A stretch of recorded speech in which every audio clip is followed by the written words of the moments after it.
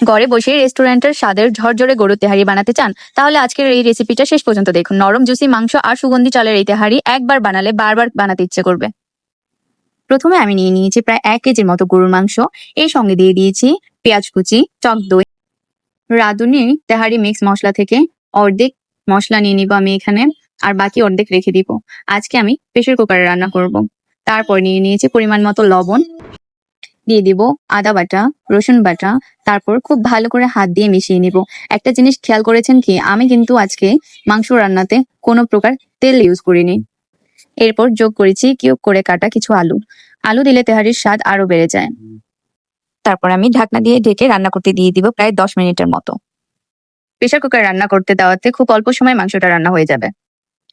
মাংস রান্না হওয়ার ফাঁকে পোলাওর চাল ভালোভাবে ধুয়ে ঝরিয়ে নিয়েছি। একটি বড় পাত্রে চালের পরিমাণ অনুযায়ী পানি নিয়েছি। সাধারণত আমরা যতটুকু চাল নেই তার দ্বিগুণ পানি ব্যবহার করি।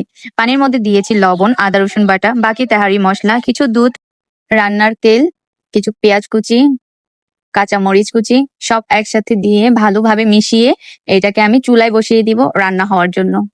একটি সুন্দর বলক উঠলে আগে থেকে রান্না করে রাখা মাংস এবং আলুগুলো যোগ করে দিয়েছি। এরপর আলতোভাবে নেড়ে সব উপকরণ একসঙ্গে মিশিয়ে নিয়েছি।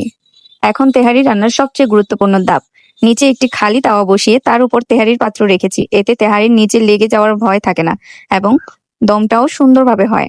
পানি ধীরে ধীরে শুকিয়ে আসছে আর চালগুলো ফুলে উঠেছে। এই সময় উপরে 2 চামচ ঘি ছড়িয়ে দিয়েছি। ঘি তেহারির স্বাদ ও গ্রান কয়েক গুণ বাড়িয়ে দেয়। এরপর ঢাকনা দিয়ে 10 থেকে 15 মিনিট দমে রেখেছি। এই সময়টুকু ধৈর্য ধরে অপেক্ষা করলেই সবচেয়ে ভালো ফল পাওয়া যায়। দম শেষ হওয়ার পর ঢাকনা খুলে দেখুন কি সুন্দর ঝরঝরে তেহারি তৈরি হয়েছে। চালগুলো একদম আলাদা আলাদা ও মাংসগুলো দারুণ নরম হয়েছে। উপরে ছড়িয়ে দিয়েছি মুচমুচে পেঁয়াজ বেরেস্তা। এতে দেখতেও যেমন সুন্দর লাগে, খেতেও তেমন অসাধারণ লাগে। এখন একটি প্লেটে পরিবেশন করে নিচ্ছি। কাছ থেকে দেখুন চালগুলো কতটা ঝরঝরে হয়েছে, আর এই মাংসের টুকরাটা দেখুন এতটাই নরম হয়েছে যে খুব সহজেই ভেঙে যাচ্ছে। ভিতরটা একদম জুসি আর রসালো। সালাদ, কাঁচামরিচ আর গরম গরম তেহারি, এই কম্বিনেশনের তুলনা হয় না। সত্যি বলতে ঘরে তৈরি এমন তেহারির স্বাদ একবার খেলে বারবার খেতে ইচ্ছে করবে। রেসিপিটি যদি ভালো লেগে থাকে তাহলে ভিডিওতে একটি লাইক দিন, আপনার মতামত কমেন্টে জানান এবং বন্ধুদের সঙ্গে শেয়ার করুন। এমন আরও মজার ও সহজ রেসিপি পেতে আমাদের ফেসবুক পেজ এবং ইউটিউব চ্যানেলটি ফলো ও সাবস্ক্রাইব করে পাশে থাকুন। ভালো থাকবেন, নিজের খেয়াল রাখবেন এবং সাবধানে থাকবেন। আল্লাহ হাফেজ।